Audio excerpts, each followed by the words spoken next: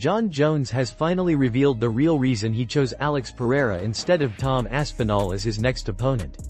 In a recent conversation on Jeff Wu's podcast, Jones confirmed that he turned down a massive $30 million offer to fight Aspinall and went on to explain his decision.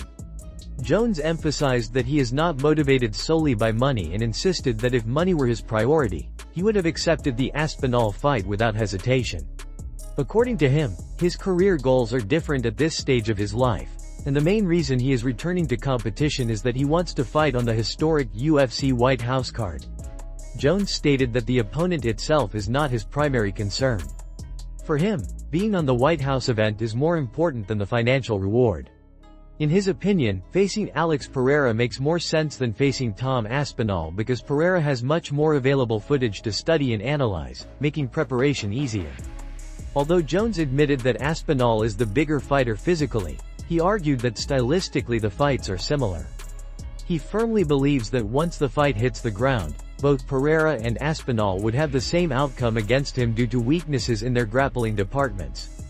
Jones went deeper into his reasoning by explaining that legacy matters more to him now than temporary hype. He questioned whether fighting someone who is impressive at the moment will matter years from now compared to fighting someone who will be remembered around the world. He pointed out that Pereira is a global superstar and an idol in Brazil. Jones highlighted that Pereira has intangible star power, the kind of it factor that resonates with people even if they don't fully understand everything he says. He compared this era of Pereira's popularity to the time when he, at age 23, was defeating top competitors across the sport. In contrast, he brought up footage of a young Aspinall being dominated by opponents outside elite competition and stated that he does not feel he needs the Aspinall fight to validate his career. Jones also acknowledged that fighting simply to stay active no longer motivates him. At this point, he only wants to compete if it aligns with the legacy he aims to leave behind. He made it clear that the sole reason he came out of retirement is to compete on the White House card. With that said, questions remain about whether Dana White will grant him the opportunity, especially considering Jones backed out after initially agreeing to fight Aspinall.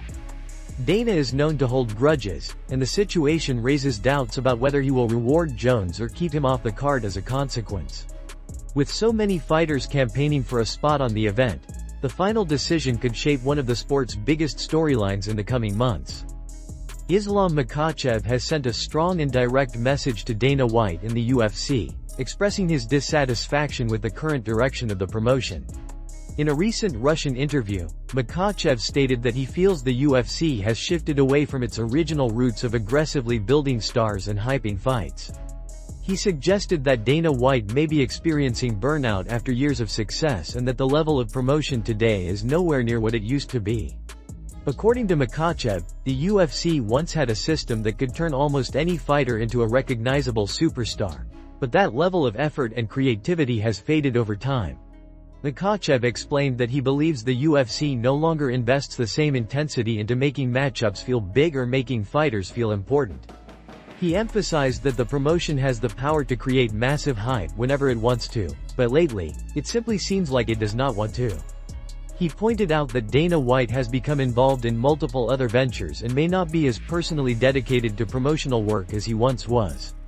Makhachev said that even someone as successful as Dana can eventually lose motivation after staying at the top for so long, and he urged him to reconnect with the passion and energy that built the UFC into a global powerhouse. One of the most surprising parts of Makhachev's message was his claim that Dana is already looking for a replacement for himself within the company. He stated that he knows Dana is slowly identifying the people who could take his position in the future. Within the MMA world, the conversation about eventually replacing Dana has always generated intense debate, especially since Dana has been the face of the promotion for decades. Makhachev acknowledged that replacing Dana without backlash will be extremely challenging because of his reputation and the loyalty many fans and fighters have toward him. Names like Conor McGregor are sometimes thrown around in fan discussions because of his marketing ability and star power, but Makhachev pointed out that McGregor's recent controversies make it highly unlikely. Instead, Hunter Campbell appears to be the leading candidate. Many fighters already go to him directly for bookings, and he works closely with Dana during major meetings and decision-making processes. Makhachev also mentioned that when the UFC was sold in 2016 to WMEIMG for $4 billion, one of the conditions of the sale was that Dana White remain president. However, the landscape has changed under TKO, and the new ownership may not share the same long-term commitment to keeping Dana in that role. Makhachev added that Dana no longer gives as many detailed answers or hints during press conferences as he used to and often avoids questions altogether, which suggests a shift in involvement or authority. His comments raise an important question for the MMA world. How much control does Dana White still have, and what direction will the UFC take as leadership transitions over time? Paddy Pimblett and Ilia Topuria had an unexpected encounter at UFC Qatar, adding even more tension to an already charged atmosphere. Several top fighters, including Arman Tsarukyan, Ilia Topuria, and Paddy Pimblett, are staying at the same hotel for the event, and friction has been building behind the scenes. Just a couple of days ago, there was a near confrontation between Arman and Ilia when they crossed paths at the elevators. Now, the attention shifts to Paddy and Ilia after footage surfaced online of the two interacting during the weigh-ins. The exchange began with what seemed like a casual greeting from Paddy Pimblett, who walked up and said, "What's happening? Everything all right?" Ilia Topuria immediately fired back with an insult, making it clear that there was no intention of keeping things friendly. In response, Paddy told Ilia to calm down, signaling that he was not interested in escalating the interaction into a physical confrontation. The situation appeared tense for a moment, as both fighters stared each other down while exchanging short verbal blows, but neither crossed the line toward physical conflict. In the circulating video shared by Alvaro Comenro on X, both fighters look locked in intense body language. Topuria stands firm and confrontational, while Paddy maintains a confident but controlled demeanor. The clip ends with one of the entourage members signaling that the situation should be left alone, and the two eventually step away from each other. UFC security was already in position nearby, making sure nothing got out of hand. Despite the heated energy, the encounter consisted only of verbal jabs and did not progress further. UFC staff has been extremely cautious throughout the event, understanding the rivalries and animosity between multiple fighters staying in close proximity. Security has been ensuring that face-to-face interactions remain brief and controlled, preventing any chaos from breaking out before fight night. Although this particular moment did not escalate, the brief confrontation only added fuel to the fire surrounding the ongoing tensions between Topuria and Pimblett.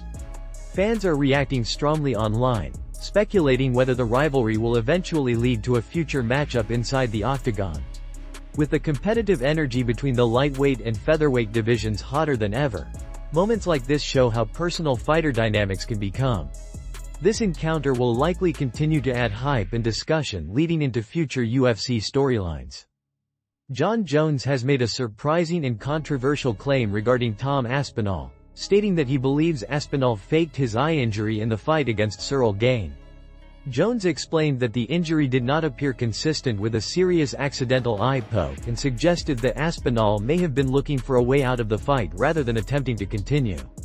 According to Jones, the reaction did not resemble what a determined fighter would usually do in that situation. Jones pointed out that he pays close attention to previous fights and said his observations go further back than just the Ciryl Gane situation. He referenced the Curtis Blaydes fight, explaining that Blaydes looked as if he came fully prepared to defeat Aspinall that night.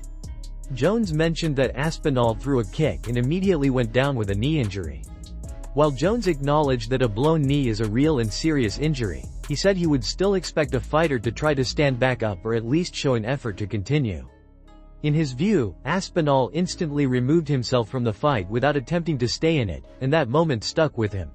He then connected that memory to the eye poke situation with Gane. Jones said that most fighters who suffer an eye poke instinctively gesture toward the doctor and try to get their eye examined because they are genuinely trying to continue. He claimed that in this case, Aspinall insisted repeatedly that he could not fight and could not see. Jones argued that the doctor initially believed Aspinall was fine, suggesting that even the medical team did not immediately see a reason to stop the fight. Jones' criticism focused on the fact that Aspinall did not make any effort to check his vision or allow time for recovery. Jon Jones further described what he saw in the video by comparing the point of contact with the eye that Aspinall grabbed afterward. He said the eye that Aspinall covered appeared to be the one that was not actually compromised and that the finger that made contact went underneath the eyelid of the opposite eye. Because of this, Jones suggested that Aspinall might not have genuinely known which eye had been poked and was responding more to the opportunity of a foul than the injury itself. Jones concluded that these incidents reveal something deeper about Aspinall's mentality and indicated that the entire image of Tom Aspinall might be a fabricated persona that does not reflect the mentality of a true fighter. He implied that such reactions show a pattern and give insight into what is behind the public perception of Aspinall's character. Daniel Cormier has shared his opinion on one of the most intriguing potential matchups for Islam Makhachev, stating that Shavkat Rakhmonov may be the toughest opponent Islam could ever face inside the octagon. Cormier believes that Rakhmonov's physical attributes and fighting style create unique challenges that could test Makhachev more than any other fighter has. When speaking about a hypothetical matchup between Islam and Shavkat, Cormier emphasized that the size, grappling strength, and striking ability of Rakhmonov are the key factors that make him such a major threat. Cormier pointed out that the size advantage would play an important role because Shavkat is naturally large for the welterweight division and carries both power and durability.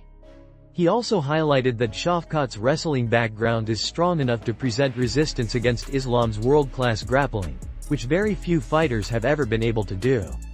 The combination of elite wrestling with high-level striking makes Shavkat one of the most well-rounded fighters in the sport today, and Cormier made it clear that this mixture cannot be overlooked.